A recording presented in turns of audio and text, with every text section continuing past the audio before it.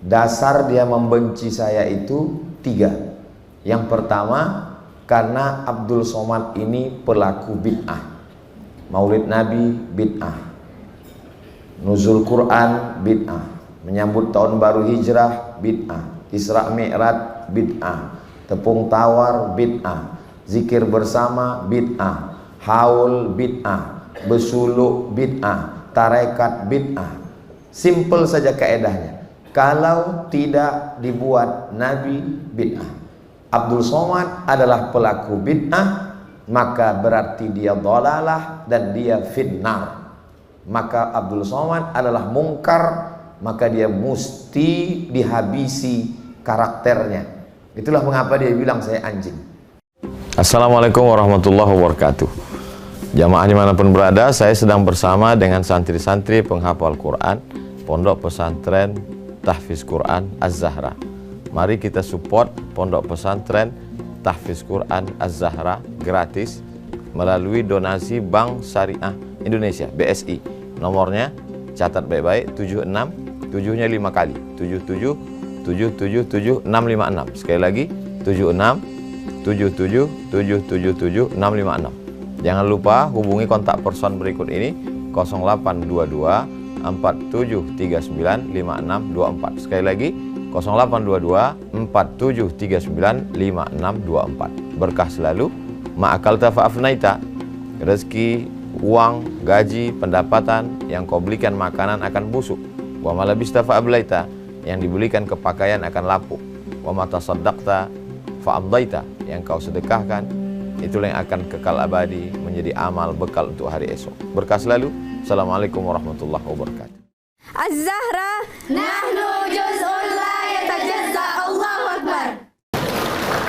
Bismillahirrahmanirrahim. Assalamualaikum warahmatullahi wabarakatuh. Alhamdulillah, wassalatu wassalamu ala rasulillah wa ala alihi wa sahbihi wa man tabi'ahu wa mawala. Yang sama-sama kita hormati Bapak Gubernur Sumatera Utara beserta jajaran, Bapak Kepala Dinas, Kepala Badan, Kepala Kantor, panitia yang menggagas acara ini. Yang saya hormati dan yang saya muliakan guru-guru saya, para pimpinan organisasi sosial kemasyarakatan Al-Jamiatul Wasliyah, Nahdlatul Ulama, Muhammadiyah. Mudah-mudahan kita semua selalu diberkahi Allah Subhanahu wa taala. Terutama moderator yang membimbing acara kita pada malam hari. Suatu ketika saya sedang berceramah di salah satu masjid di Jalan Riau, Pekanbaru. Keluar dari masjid itu, saya diperlihatkan posting salah seorang yang rumahnya dekat dari masjid itu. Bunyi postingnya, anjing sedang menggonggong di dekat rumah saya. Yang dia maksud anjing itu saya.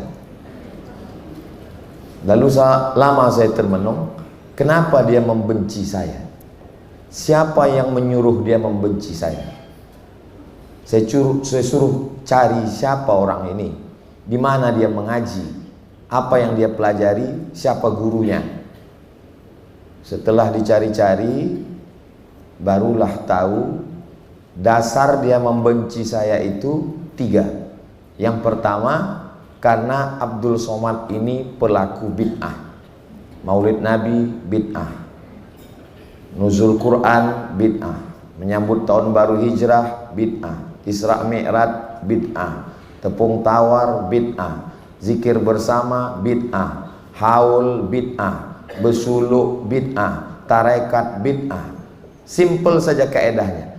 Kalau tidak dibuat Nabi bid'ah. Abdul Somad adalah pelaku bid'ah, maka berarti dia dhalalah dan dia finnar.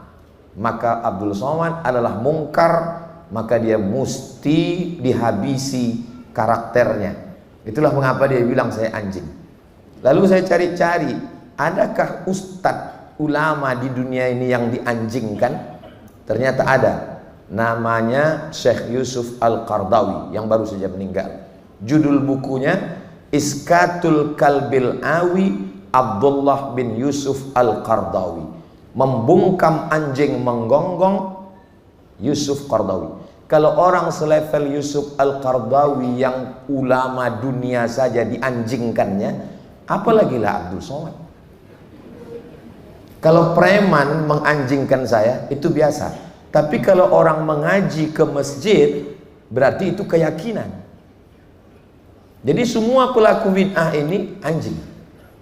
Itu akar yang pertama. Akar yang kedua, bahwa orang yang bertawassul itu musyrik. Sedangkan saya kalau berdoa bertawassul dulu.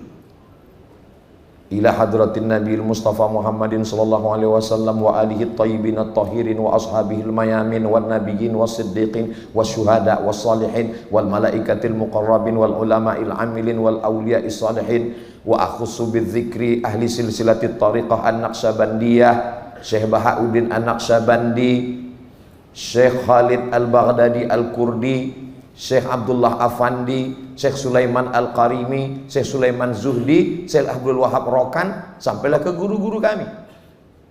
Komplitlah sudah pelaku bid'ah dan musyrik. Tinggal satu lagi, kafir. Abdul Somad itu kafir. Kenapa? Karena dia mentakwil ayat mutasyabihan.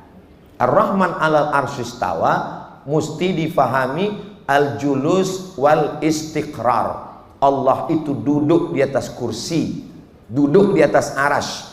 Kalau tidak meyakini Allah duduk di atas arash, berarti dia kafir. Jadi Abdul Somad itu pertama mubtadi, pelaku bid'ah. Yang kedua musyrik karena bertawassul. Yang ketiga kafir karena mentakwil.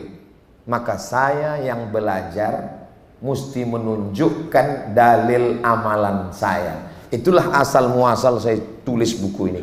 Kenapa 37 masalah populer? Karena waktu menyusun buku ini umur saya 37 tahun. Itu asal muasal. Jadi sebagai pengantar malam ini saya jelaskan dulu 3 masalah ini, nanti baru kita bahas dalam muzakarah. Saya tidaklah menggurui guru-guru saya sekalian. Ini yang hadir nih guru-guru. Saya hanya membacakan apa yang ada di dalam buku saya ini. Yang sudah dapat buku bisa kita buka bersama di halaman 17 angka Romawi.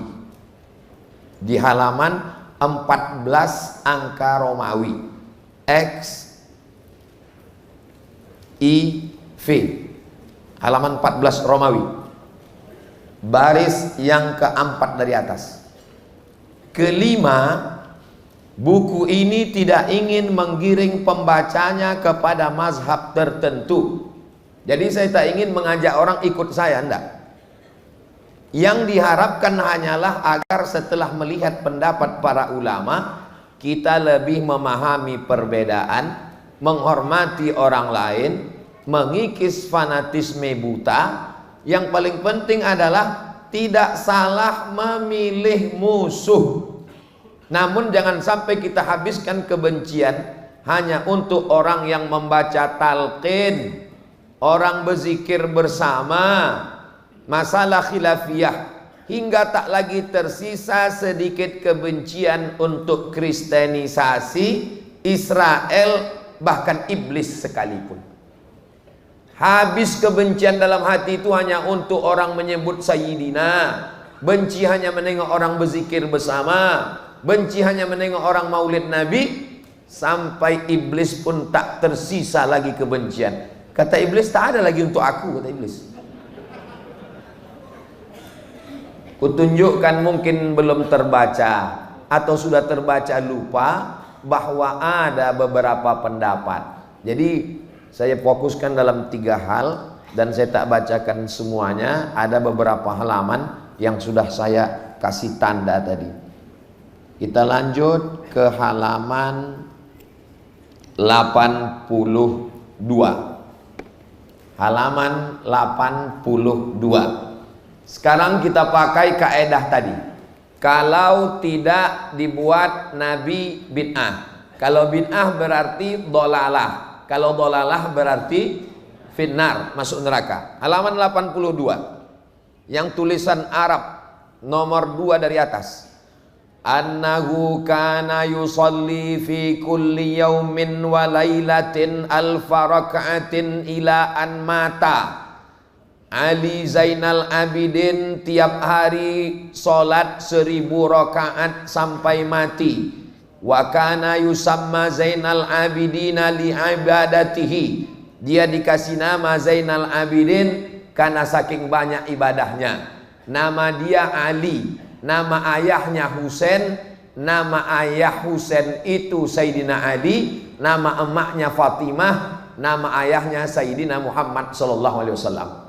Kalau kita pakai kaidah tadi, kalau tidak dibuat Nabi bid'ah, kalau bid'ah dolalah, kalau dolalah masuk neraka, berarti cicit Nabi masuk neraka. Saya sebetulnya awalnya mau menyusun orang-orang yang masuk neraka gara-gara kaidah 5 jari. Salah satunya cicit Nabi, karena tak pernah dilakukan Nabi. Mana ada hadis dalam Sahih Bukhari, Sahih Muslim, Sunan Abi Dawud, Sunan Tirmidzi, Sunan Nasai, Sunan Ibn Majah, Muwatta Malik, Sunan Ad-Darimi, Musnad Ahmad bin Hanbal, Musannaf Ibni Abi Syaibah menyebutkan Nabi sholat 1000 rakaat. Mana ada? Kalau begitu 1000 rakaat itu bid'ah. Kalau bid'ah berarti dolalah. Kalau dolalah masuk neraka. Berarti cicit Nabi ini masuk neraka. Kita hitung lagi, siapa lagi yang masuk neraka gara-gara kaidah tadi? Halaman 83, baris bawah yang tulis Arab. Anil Auza'i wa ghairihi annahu kana yusalli fil yaumi alfa sajadah. Diriwayatkan dari Imam Al-Auza'i dan imam lainnya bahwa Imam Ali bin Abdullah bin Abbas, cucu Abbas, salat sehari semalam 1000 kali sujud. Mana pernah dibuat Nabi? Jadi dia ini masuk neraka. Udah 2 orang ini masuk neraka udah.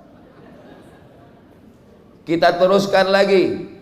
Halaman 84, tulis Arab yang bawah. Kana Amir la yazalu yusalli min tulu'is syamsi ilal asri. Amir bin Qais salat dari terbit matahari sampai waktu asar. Dari terbit matahari salat sampai asar. Fayan sharifu, selesai asar baru dia berhenti salat. Wa qadin tafakhat saqahu, kakinya bengkak. Mana pernah Nabi sholat dari terbit matahari sampai asar sampai kakinya bengkak? Carilah kalau ada hadisnya. Jadi kalau begitu Amir bin Qais pun masuk neraka. Udah berapa orang masuk neraka udah? Itulah makanya orang tuh menunjuk aja kau masuk neraka. Sedang ulama-ulama cucu cicit Nabi masuk neraka, apalagi lah Abdul Somad. Halaman 86, tulis Arab yang bagian atas. Kana Baqi, maksudnya Baqi bin Makhlad, yukhtimul Qur'ana kulla lailatin. Baqi bin Makhlad tiap satu malam khatam Quran. Fi 13 raka'ah, fi 13 raka'ah, khatam Quran dalam 13 rakaat. 13 rakaat khatam Quran. Wa kana yusalli bin nahari 100 raka'ah, salat siangnya 100 rakaat. Wa yasumud dahra, dan dia puasa tiap hari tak pernah makan. Bid'ah ini tak dibuat Nabi. Dolalah, masuk neraka. Udah berapa orang masuk neraka? Ibu tinggal hitung aja lah berapa orang masuk neraka malam. Halaman 87. Qala Abdullah, maksud Abdullah di sini Abdullah bin Ahmad bin Hanbal. Kalau ada dalam kitab Musnad Ahmad bin Hanbal qala Abdullah, itu maksudnya anak Imam Ahmad bin Hanbal. Kalau ada Abdullah tak pakai bin dalam Sahih Bukhari, itu namanya Abdullah bin Mas'ud. Abdullah dalam Musnad Ahmad maksudnya Abdullah bin Ahmad, anak Ahmad bin Hanbal. Apa kata dia? Kana abi, ayahku, yusalli fi kulli yaumin, tiap hari salat walailatin, tiap malam salasami'ati rak'ah, 300 rakaat. Imam Ahmad bin Hanbal salat sehari semalam 300 rakaat. Bid'ah, tak pernah dibuat Nabi. Tunjukkan hadisnya Nabi salat 300 rakaat. Tak ada. Imam Ahmad bin Hanbal masuk neraka. Kita lanjutkan lagi. Halaman 87, tulis Arab baris bawah. Ahmad bin Hanbal yaqul, Imam Ahmad bin Hanbal berkata, Inni la ad'ullaha aku berdoa untuk Imam Syafi'i fi sholati, dalam sholatku, bukan di luar sholat, bukan selesai sholat, dalam sholatku aku mendoakan Syafi'i. Apa doanya? Mundu arba'in sana, 40 tahun ku doakan Syafi'i dalam sholatku. Allahumma gfirli wali walidayya wali Muhammad bin Idris Asy-Syafi'i. Ampunkan aku, ampunkan umat ayahku, ampunkan Imam Syafi'i. 40 tahun. Masuk neraka Imam Hambali 2 kali. 2 kali masuk neraka gara-gara kaidah tadi. Halaman 88. Kenapa menggelegar suara Ustadz malam nih? Dibawa Pak Gubernur tadi makan nasi Arab. Jadi naik minyaknya itu ke atas.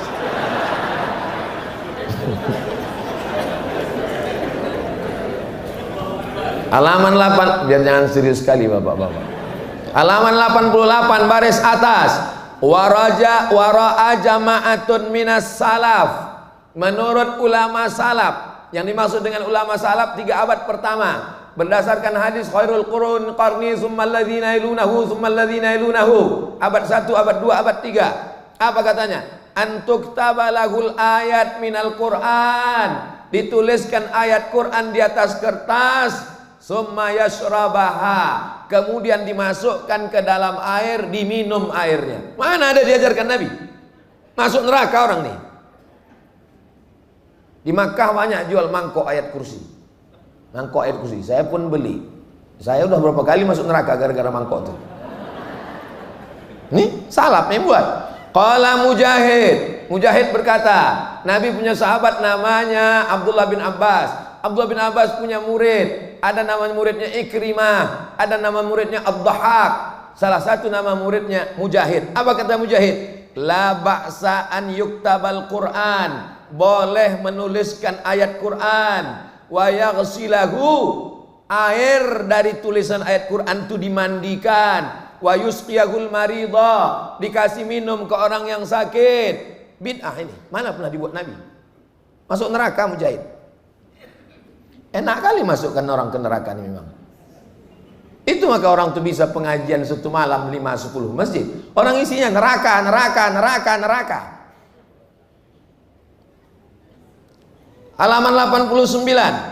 Fa idza faragha minas salati, kalau selesai dia salat, asna 'ala Allah, dia pun memuji Allah. Wa man hadara bima warada min qaulihi Allahumma antas salam. Selesai itu, summa yastaqbil summa yaqbilu 'alal jamaah, summa ya'ti bit tahlilat. Kemudian dia bertahlil. Kemudian dilanjutkan pada halaman 92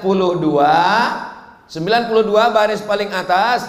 Fara'aituhu yaqra'ul Fatihah, aku melihat Imam Ibnu Taimiyah membaca surat Al-Fatihah, wa yukarriruha, diulangnya Al-Fatihah dari habis sholat subuh sampai terbit matahari, 45 menit. Dari azan subuh ke terbit matahari antara 45 menit sampai sejam. Ibnu Taimiyah membaca Fatihah dari habis sholat subuh sampai terbit matahari. Tak pernah dibuat Nabi. Bid'ah. Ibnu Taimiyah pun masuk neraka karena tak pernah dibuat Nabi. Jadi apa solusinya? Apa solusinya supaya orang ini tak masuk neraka? Ini yang perlu kita pikirkan malam ini. Gimana biar orang ini tak masuk neraka? Solusinya ada di halaman 37. Berbalik-balik nih Pak Ustadz. Iya. Solusinya ada di halaman 37. Mana dia solusinya? Tulis Arab paling atas, halaman 37. Qala Syafi'iyyu, Imam Syafi'i berkata, al bid'atu bid'atani, bid'ah itu 2, mahmudatun wa mazmumatun. Ada bid'ah mahmudah, ada bid'ah mazmumah. Fama wafaqas sunnata, kalau sesuai dengan sunnah, fahuwa mahmud, maka bid'ahnya itu bid'ah mahmudah. Wa ma khalafaha, kalau bertentangan dengan sunnah, fahuwa mazmum, maka dia bid'ah mazmumah, tercela. Imam Syafi'i lah yang menyelesaikan masalah-masalah tadi. Bahwa yang dilakukan orang yang tadi itu adalah memang bid'ah, tapi bid'ah hasanah, bid'ah mahmudah, bid'atu huda. Imam Syafi'i lah yang menyelesaikan. Maka kata Imam Ahmad bin Hambal, kami banyak hafal hadis, tapi kami tak paham maknanya. Sampai Imam Syafi'i masuk ke Baghdad, barulah kami tahu mana hadis am, mana hadis khas, mana hadis mutlak, mana hadis muqayyad. Karena Imam Syafi'i lah yang menyusun pertama ilmu usul fiqh dalam kitab Ar-Risalah. Dipanggilnya muridnya namanya Rabi Al-Muradi. Rabi, tolong kau tuliskan dulu Ar-Risalah. Dituliskannya lah Ar-Risalah 300 halaman tanpa menengok referensi, jadi kitab usul fikih tertua di dunia. Dialah yang membagi bid'ah itu, ada bid'ah hasanah, ada bid'ah dhalalah. Sekarang datang ustadz, kalau mengajar laptopnya hidup, kalau laptopnya mati ilmunya hilang. Menyalah-nyalahkan Syafi'i. Apa tak cocoknya dipukulkan kitab itu ke kepala dia?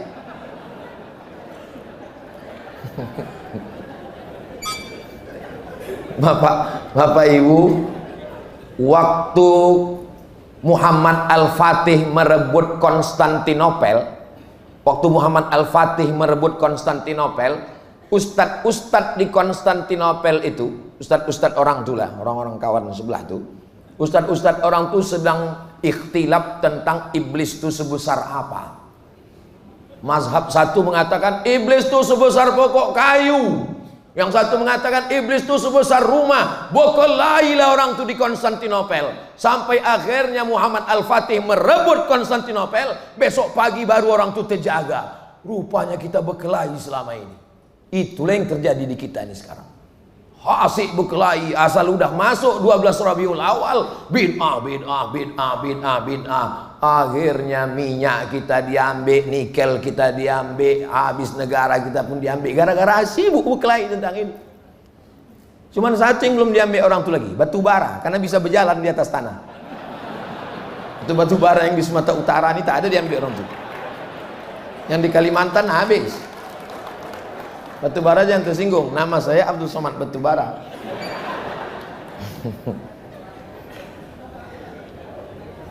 Itulah mengapa kitab mazhab Syafi'i itu dimasakkan oleh ulama-ulama kita dulu. Konflik ini sudah lama, sejak dari zaman dulu. Berkelailah kaum muda dengan kaum tua, kaum muda dengan kaum tua, sampai pada tingkat memfasikkan, membid'ahkan, mengkafirkan. Akhirnya berkumpullah orang di Maktab Islam Tapanuli menghadap Syekh Muhammad Yunus. Kata Syekh Muhammad Yunus, udah putus sudah hubungan orang ini, maka buatlah yang mempersatukan. Mempersatukan itu bahasa Arabnya wasala, maka buatlah al-jam'iyatul wasliyah. Tanggal, jangan tepuk tangan dulu, nanti. Tanggal 30 November tahun 1930, asli produk Sumatera Utara. Asli produk Sumatera Utara.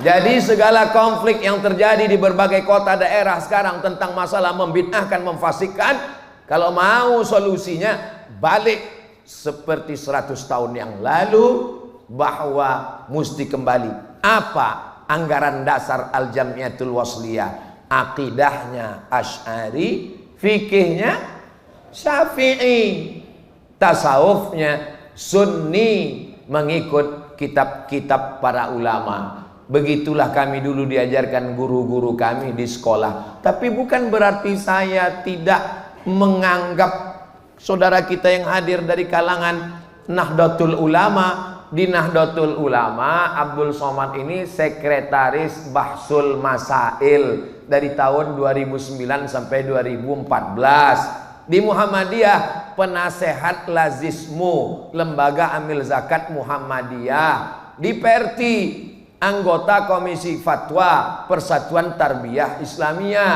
Di Al-Jamiatul Wasliyah sebagai komisi fatwa juga sekarang di Al-Jamiatul Wasliyah. Makanya setiap saya datang ke NU, ke Muhammadiyah, ke Perti, ke Al-Wasliyah, ada jamaah tabligh pun saya datang juga. Akhirnya bertanyalah salah satu ke saya, sebetulnya aliran Ustadz ini apa? Bingung dia untuk buat laporan. Saya tanya, kau siapa? Saya Intel Pak Ustadz. Intel pun bingung mau menulis aliran apanya kawan ini. Saya dalam akidah Asy'ari, dalam fikih Syafi'i, dalam tasawuf Sunni, Imam Abu Hamid Al-Ghazali. Karena kitab Ihya ini terlalu tebal, maka di Muallimin Al-Wasliyah dulu pakai ringkasannya, namanya Mau'izatul Mu'minin min Ihya Ulumuddin, yang diringkas oleh Syekh Jamaluddin Al-Qasimi. Sedangkan dalam kitab fikih Syafi'i yang dipakai dulu di Muallimin, Tuhfatul Tullab Imam Zakaria Al-Ansari. Sedangkan akidahnya yang dipakai di Muallimin dulu, sanawiyahnya Al-Husunul Hamidiyah. Di aliyahnya Ad-Dasuqi ala Ummil Barahin, yang mengajar Ustadz Hafiz Yazid. Jadi kalau mau ustadz-ustadz kita ini kuat, balik ke kitab-kitab itu lagi. Itu satu lagi solusi. Kalau tidak, dia tak mengakar. Mestinya keyakinan itu mengakar, terhunjam akarnya ke tanah, pucuknya ke atas. Datang pun angin puting beliung, dia sekedar patah saja, tercabut tidak. Yang terjadi sekarang ini, ke bawah tak berakar, ke atas tak berpucuk. Kemana air kencang, ke situ dia pergi. Apa nama pokoknya? Enceng gondok. Sebelum berangkat kerja, ditontonnya TV di rumah, TV kabel, Maulid bid'ah, Isra Mi'raj bid'ah, Nuzul Quran bid'ah, zikir bersama bid'ah. Masuk dia ke kantor, didengarnya radio bid'ah. Lama-lama atuk-atuknya dulu pun dibid'ahkannya. Bukan orang jahil yang balik ke Medan ini dulu, yang pulang ke Medan ini dulu langsung didikan Masjidil Haram. Namanya Syekh Ahmad Khatib Al-Minkabawi, imam, meninggal tahun 1916. Salah satu muridnya namanya Syekh Hasan Maksum. Syekh Hasan Maksum diangkat jadi imam besar Masjid Raya oleh Sultan Delhi. Waktu Syekh Hasan Maksum sedang mengajar, datang muridnya bertanya, Tuan Guru, nanti kalau Tuan meninggal, siapalah agaknya yang meneruskan kaji ini? Ditunjuknya ke pintu, itulah orangnya. Orang yang ditunjuknya itu adalah Syekh Muhammad Arsyad Thalib Lubis. Jadi mesti kita balikkan ke situ. Kenapa kita pegang yang lain? Kenapa tak kita pakai produk Sumatera Utara? Dihidupkan lagi kajian-kajian ini, itu yang akan menguatkan insya Allah. Jadi tabligh akbar pula jadinya.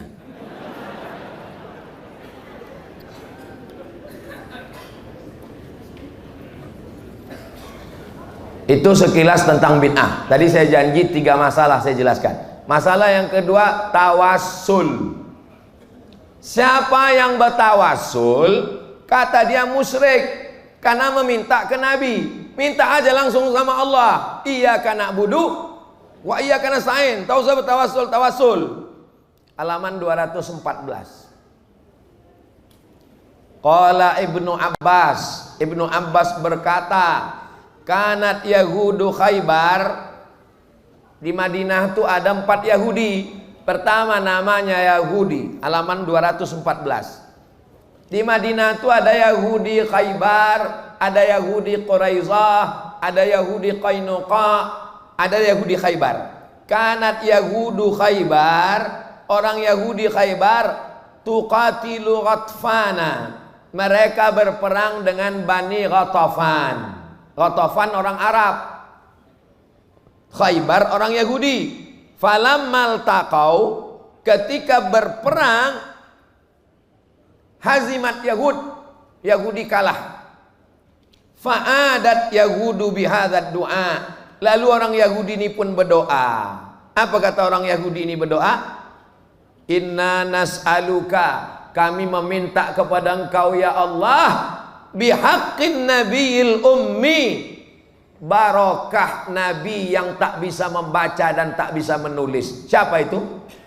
Muhammad sallallahu alaihi wasallam.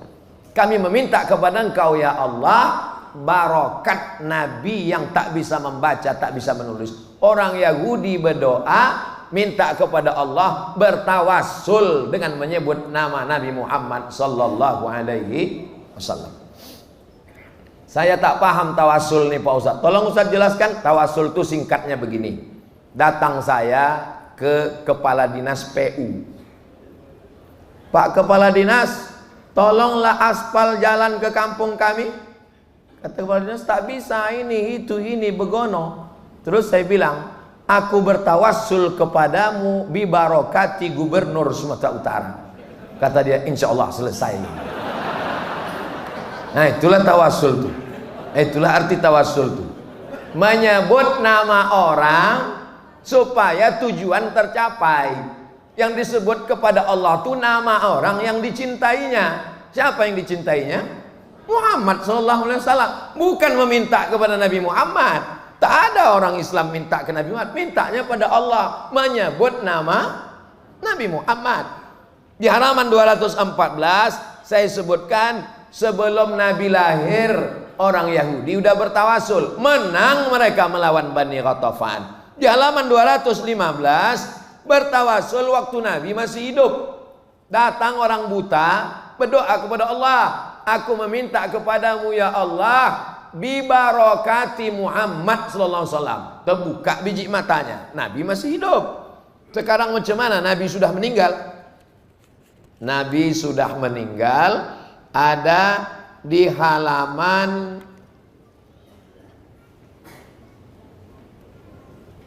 219. Tulis Arab yang bawah. Ibnu Abid Dunya fi kitabi Mujabid Du'a. Dalam kitab Mujabid Du'a dia meriwayatkan Abu Hashim berkata, Sami'tu Katsir bin Muhammad bin Katsir bin Rifa'ah. Aku mendengar Katsir Muhammad bin Katsir bin Rifa'ah berkata, Ja'a rajulun, datang seorang laki-laki ila Abdul Malik bin Sa'id bin Abjar. Dia datang menjumpai Abdul Malik bin Sa'id bin Abjar. Fajassa batnahu, dirabanya perut laki-laki itu. Faqala bikadaun la yubra, dirabanya perut, oh kau ni kena penyakit, sakit kau ni tak sehat-sehat sampai mati nanti. Mahua, apa sakit aku ini? Ad-dubailah, sakitnya bisul dalam perut, bisul dalam perut. Kau ni sampai mati takkan sehat. Fatahawwalar rajul, lalu orang yang sakit perut berbisul tadi pun pergi, berdoa dia. Apa kata dia? Allah, Allah, Allah, Rabbi la usyriku bihi syai'a, Allahumma inni atawajjahu ilaika binabiyika Muhammad. Aku minta kepada engkau ya Allah, barakat Nabi engkau Muhammad, sehatkanlah perutku yang berbisul-bisul ini. Apa yang terjadi? Bari'at ma bika illatun, maka sehatlah dia. Apa komentar Ibnu Taimiyah tentang hadis ini? Halaman 220. Fahadzad du'a wa nahwuhu, doa macam ini qad ruwiya annahu da'a bihi salaf, kalangan salaf berdoa memakai doa ini. Doa-doa model tawasul begini ini dipakai oleh kalangan salaf. Artinya orang salaf pun bertawasul. Dari mana Ustaz dapat ini? Majmu' Fatawa Ibnu Taimiyah. Punya Ustaz kitabnya, ada di rumah, semeter panjangnya. Ibnu Taimiyah punya. Saya beli kitab itu di Kairo, di Mesir. Bukan saya kutip dari kitab lain. Imam Ahmad bin Hanbal membolehkan tawasul. Halaman 221. Qala Ahmadu fi mansakihi. Imam Ahmad berkata, alladzi katabahu lil Maruzi. Dia menulis itu kepada Imam Maruzi, sahibihi, murid sahabat dia. Innahu yatawassalu bin nabi fi du'aihi, karena dia bertawassul kepada Nabi dalam doanya. Kata Imam Ahmad, inna hadza iqsamun 'ala Allah. Orang yang bertawassul kepada Allah itu sama dengan orang yang berqasam, bersumpah. Wala yuqsimu 'ala Allah bi makhluk. Tak boleh bersumpah dengan makhluk. Yang boleh bersumpah itu cuma 3. Tallahi, billahi, wallahi. Wa Ahmad fi ihdar riwayataini, ternyata ada 2 riwayat. Dalam satu riwayat Imam Ahmad mengatakan qad jawwazal qasama bihi falidzalika jawwazat tawassul. Karena boleh berqasam dengan Muhammad, maka boleh bertawassul. Dari mana dapat Ustadz ini? Ibnu Taimiyah juz 2 halaman 422. Itu tentang tawasul. Adapun tentang tawasul dengan ulama, tawasul dengan Syekh Abdul Qadir Al-Jilani, tawasul dengan Syekh Bahauddin Naqsabandi, tawasul dengan Syekh Abdul Hasan Asy-Syadzili, tawasul dengan Syekh Abdullah Asy-Syattari, tawasul dengan Syekh Abdul Wahab Rokan, tawasul dengan wali-wali Allah, tak saya susun lagi karena udah ada kitab khusus ditulis ulama Maroko, namanya Ittihaf, ditulis bijawazit tawassul bil auliya was salihin, ditulis oleh ulama namanya Syekh Abdullah bin Siddiq Al-Ghumari. Gelarnya Musnidud Dunya karena sanad dunia ini di kepala dia semuanya. 3 orang keluarga, 3-3-nya ahli hadis. Yang pertama Syekh Abdullah bin Siddiq Al-Ghumari, adiknya Syekh Abdul Aziz bin Siddiq Al-Ghumari, abangnya Syekh Ahmad bin Siddiq Al-Ghumari. 3-3-nya ulama ahli hadis. Saya ditanya orang juga, Ustadz belajar hadis? Ya. Kalau gitu Ustadz ahli hadas? Enggak, aku ahli hadas, bukan ahli hadis. Itu tentang tawasul. Yang ketiga tentang masalah takwil.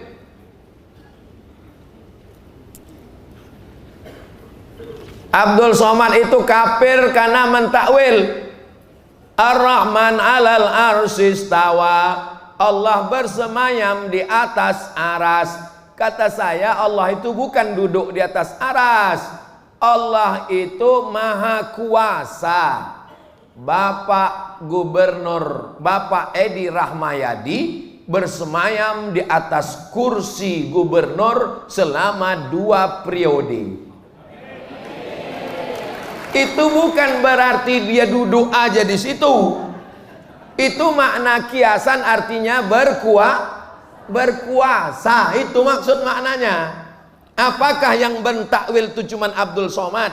Halaman 111.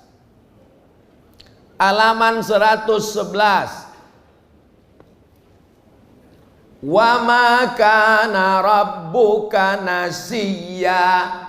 Dan Tuhanmu tak mungkin lupa. Nasiya itu mesti ditakwilkan. Apa kata Abdullah bin Abbas?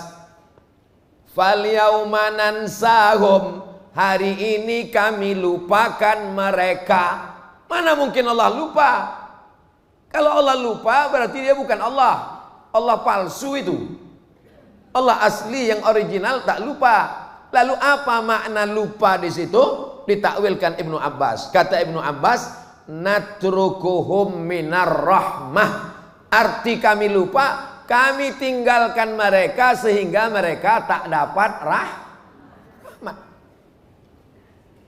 Takwil kedua, masih halaman 111. Nasiyahumullahu minal khair. Arti Allah lupa, bukan Allah itu lupa, mesti ditakwil itu ayat, tak bisa dipahami begitu. Maknanya Allah melupakan kebaikan untuk mereka, mereka tak dapat kebaikan. Itu namanya takwil. Ibnu Abbas mentakwil. Kalau mentakwil itu kafir, berarti Ibnu Abbas, kita pun tak sampai hati menyebut Ibnu Abbas kafir. 112.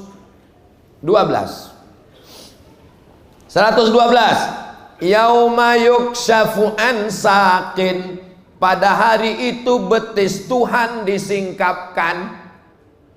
Jadi orang yang memahami ayat ini secara letterlek, katanya Tuhan itu punya betis. Betisnya disingkapkan. Kalau tak percaya dengan ayat ini, berarti ayat ini kata dia, berarti kau batil karena sudah. Maka ayat ini tak bisa dipahami. Allah punya betis. Ibnu Abbas mentakwilnya. Coba tengok takwil Ibnu Abbas. Yauma yukshafu an saqin, makna hari itu betis disingkapkan, huwal amrus syadidul mufza. Perkara pada saat itu amat sangat mengerikan. Bukan Tuhan menyingkap betisnya. Mesti ditakwil. 112. Ayat mutasabihat yang ketiga. Wassamaa banainaha biaidin. Langit itu kami bangun dengan tangan kami. Mereka memahaminya dengan Tuhan punya tangan. Aiden, katanya Tuhan tuh kadang-kadang tangannya satu. Mana dalilnya? Yadullah fauqa aidihim. Kadang-kadang tangannya banyak. Mana dalilnya? Bi aidin. Tak bisa begitu kata Ibnu Abbas. Mesti ditakwil.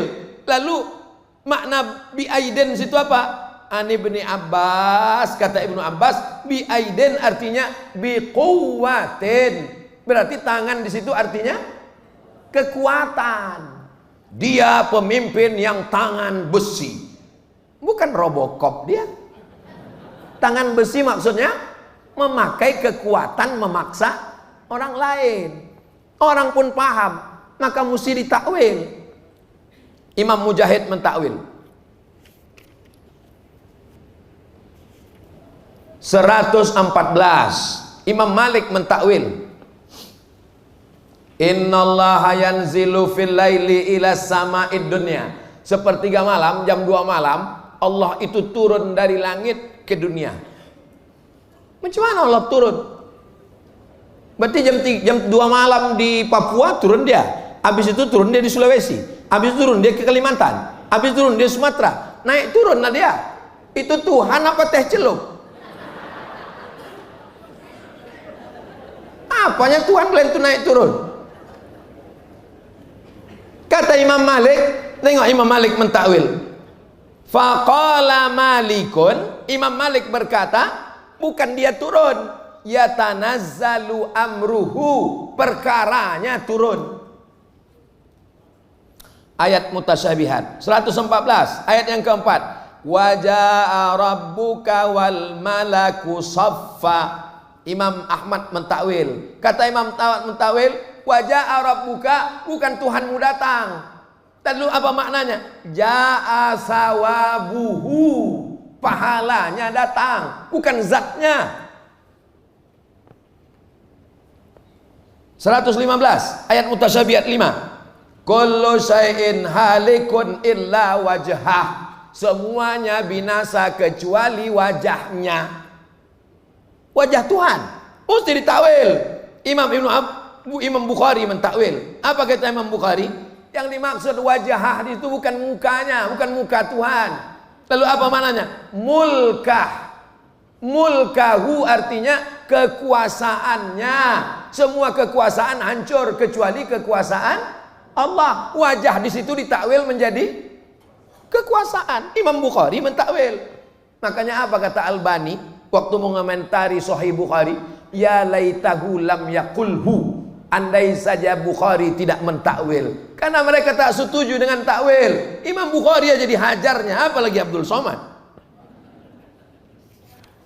Ngeri aliran ini. Kalau sempat kalau mau tahu tentang aliran ini, bacalah kitab yang ditulis oleh Mufti Makkah, judulnya Fitnatul Wahhabiyah, yang menulisnya namanya Syekh Ahmad Zaini Dahlan.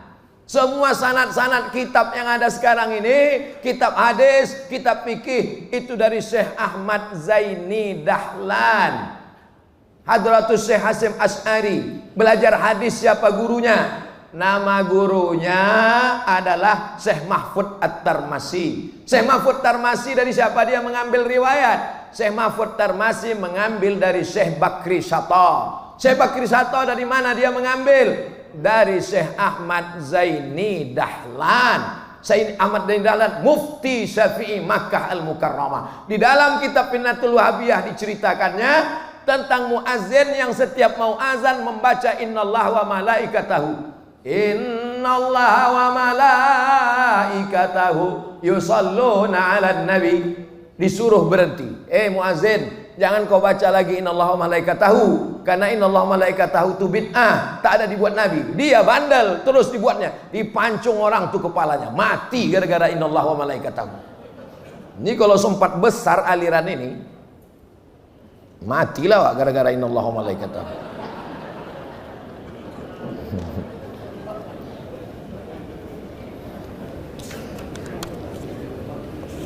Halaman 117, Imam Bukhari mentakwil halaman 118 Ibnu Hajar Al-Asqalani mentakwil. Takwil. Jadi siapa yang mengatakan mentakwil? Halaman 126 Imam Nawawi mentakwil, Imam As-Suyuti mentakwil, Imam Ibnu Abdul Mar mentakwil. Takwil adalah Ahlus Sunnah wal Jamaah, Imam Abul Hasan Al-Asy'ari. Maka tak cukup hanya sekedar saya menyarankan. Saya tak mengatakan buku ini sempurna, tidak. Tapi beberapa kawan di beberapa daerah dibaginya buku ini setiap satu judul satu subuh. Jadi kalau punya pengajian rutin subuh, subuh pertama tentang masalah mazhab, subuh kedua tentang bid'ah, subuh ketiga mutasyabihat, subuh keempat hadis dhaif, subuh kelima kaki celana, subuh keenam masalah jenggot. Kalau berkelahi lah kita masalah jenggot, katanya aku menengok jenggot kau ni macam kambing, ku tengok, kata dia. Tentu orang tersinggung, kau tak berjenggot anjing, kata dia. Berkelahi gara-gara itu. Padahal banyak masalah kita lagi. Dulu ulama-ulama Al-Jamiatul Wasliyah mengirim dai-dai ke pedalaman Tanah Karo, berdebat dengan buku dialog Muslim Kristen ditulis oleh Syekh Muhammad Arsyad Thalib Lubis. Bukunya referensinya bahasa Belanda. Kita sekarang disibukkan dengan bid'ah nih. Akhirnya mengirim dai tidak, mendebat lagi tidak, akhirnya pusing kepala kita. Alhamdulillah masih ada lagi pemimpin yang peduli membahas masalah ini. Kalau tidak, entahlah. Agaknya tadi saya mulai jam 9, sekarang udah jam 10 kurang 10. 3 itulah poin, itu pun saya comot-comot tak semuanya Pak Moderator. Saya kembalikan ke moderator. Luar biasa. Terima kasih penulis kita Al-Ustadz Abdul Somad. Beliau sudah memberikan gambaran dari sekian banyak, dari 37 permasalahan populer yang ditulis dalam buku ini. Nah, tentu dari 3 tadi memberikan gambaran kepada kita. Ini adalah rangkuman dari berbagai persoalan-persoalan populer tadi. Sehari-hari tentu kita merasakan hal demikian. Tatkala ada pengajian, ada majelis taklim, maka muncullah hal-hal yang bisa memicu sebuah permasalahan. Untuk itu dalam kesempatan bedah buku kita hari ini, tentu kita ingin juga mendengar pendapat dari audiens kita ini, Ustaz. Tentu diharapkan nanti akan ada masukan kepada kita, karena oleh panitia buku ini sudah dibagikan sebelumnya. Ya, bersyukurlah kita menerima buku penting yang bisa menjadi dasar kita untuk melihat berbagai permasalahan-permasalahan yang sering dan sehari-hari kita alami dalam kehidupan keseharian kita. Untuk itu, waktu kita hemat dulu, saya langsung kepada ada beberapa tadi yang sudah melakukan pendaftaran. Yang pertama, kami awali dulu dengan Bapak Sohibul Ansor Siregar. Silakan Pak Sohibul. Assalamualaikum warahmatullahi wabarakatuh. Jamaah dimanapun berada, saya sedang bersama dengan santri-santri penghafal Quran Pondok Pesantren Tahfiz Quran Az-Zahra. Mari kita support Pondok Pesantren Tahfiz Quran Az-Zahra gratis melalui donasi Bank Syariah Indonesia (BSI). Nomornya catat baik-baik, 76 7-nya 5 kali, 77 777 656. Sekali lagi 76 77 777 656. Jangan lupa hubungi kontak person berikut ini 0822 4739 5624. Sekali lagi 0822 4739 5624. Berkah selalu, ma'akalta fa'afnaita. Rezeki, uang, gaji, pendapatan yang kau belikan makanan akan busuk. Wa malabista fa'ablaita, yang dibelikan ke pakaian akan lapuk. Wa mata saddaqta fa'amdaita, yang kau sedekahkan, itulah yang akan kekal abadi menjadi amal bekal untuk hari esok. Berkah selalu. Assalamualaikum warahmatullahi wabarakatuh. Az-Zahra nahnu juz'un